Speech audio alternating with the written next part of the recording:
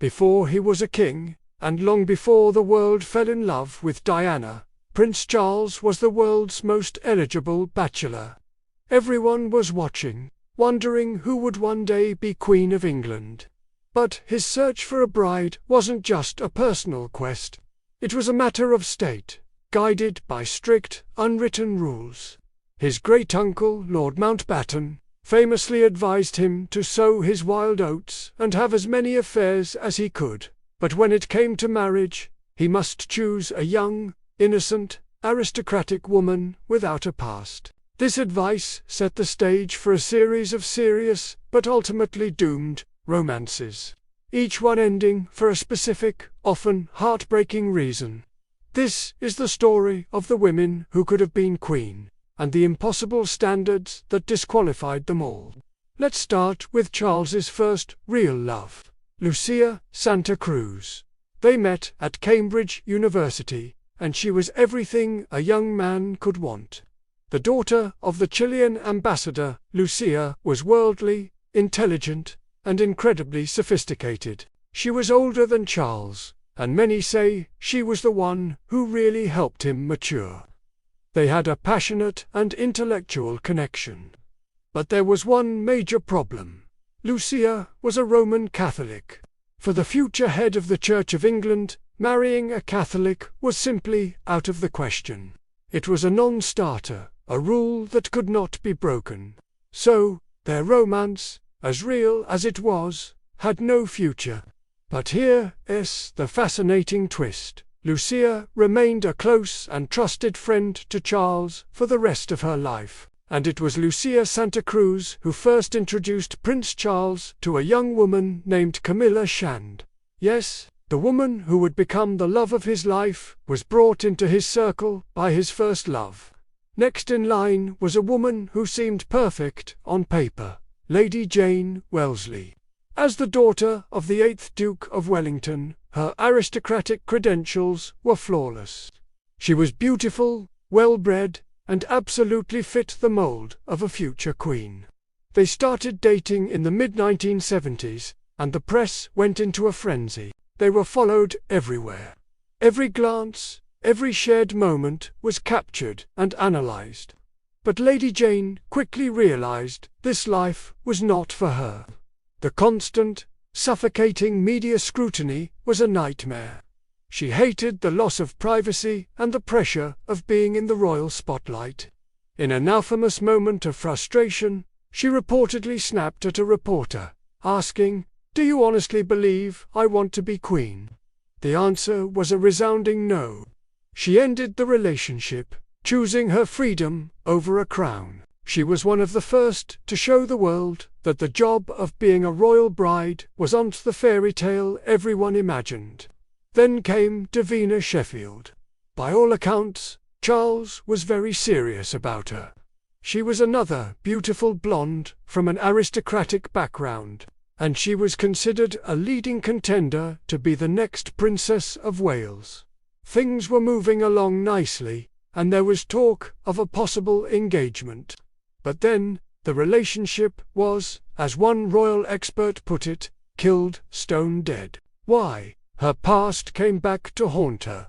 An ex-boyfriend sold his story to the newspapers, revealing that he and Davina had lived together before she met Charles.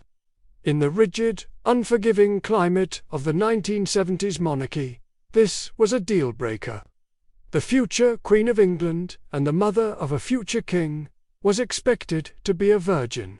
This exact same standard had also been a barrier to Charles marrying his true love, Camilla, who also had a romantic history. Davina was instantly deemed unsuitable, and the relationship was over.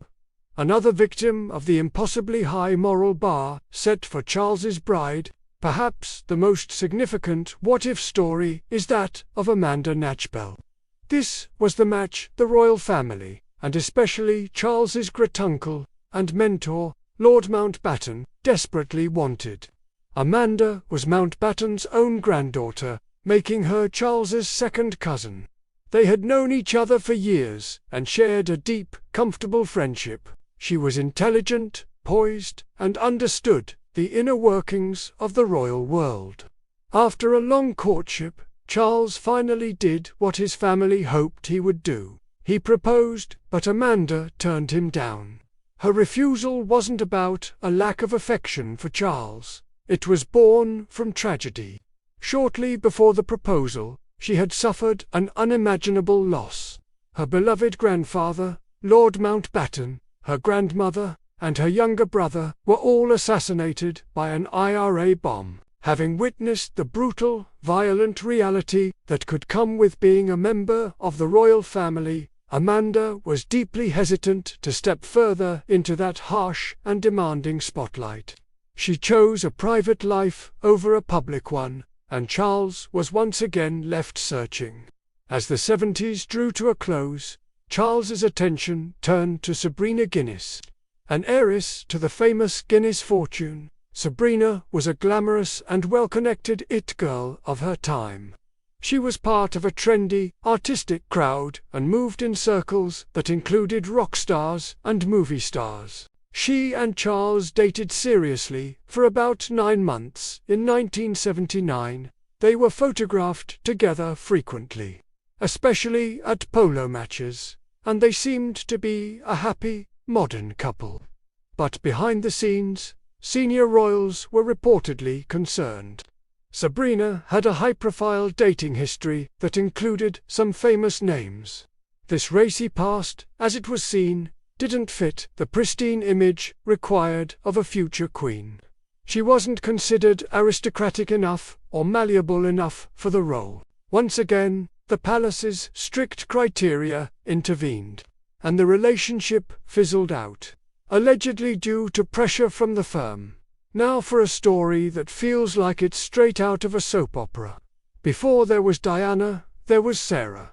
In 1977, Prince Charles dated Diana's older sister, Lady Sarah Spencer. She was vivacious, outspoken, and had a fiery personality. Their romance was brief and ended very abruptly after Sarah gave a shockingly candid interview to a magazine. While having lunch with a reporter, she allegedly declared that she would marry Charles if he were the dustman or the King of England. She also openly admitted to having had thousands of boyfriends and was even recovering from an eating disorder. When Charles saw the article, he was furious. He reportedly told her, "You've just done something incredibly stupid." The relationship was over immediately. But here's the incredible kicker. Sarah herself took full credit for setting up Charles with her younger sister. She later famously said, "I introduced them. I'm Cupid." She saw that her shy, quiet younger sister might just be the perfect fit for the prince. Finally, we have Anna Wallis, a woman so known for her fiery temper that her nickname was Whiplash Wallace. She was the daughter of a Scottish landowner and another serious contender in the royal marriage race. Charles was reportedly so smitten with her that he proposed to her not once, but twice. But Anna was not someone to be taken for granted. The relationship came to a dramatic end at a royal ball held to celebrate the Queen Mother's 80th birthday. According to reports, Charles spent the entire evening on the dance floor with his old flame, Camilla Parker Bowles, completely ignoring Anna. She was livid. She confronted him and reportedly said, "No one treats me like that, not even you," before storming out and breaking off their engagement. Anna Wallis was the woman who dumped the Prince of Wales, choosing her own self-respect over a royal title. So what does this string of failed romances tell us? It paints a clear picture of a man under immense pressure.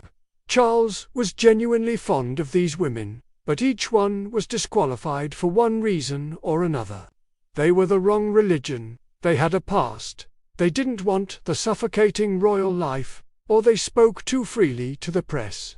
This relentless search for a perfect, unblemished bride ultimately led him to a shy, 20-year-old aristocrat named Lady Diana Spencer.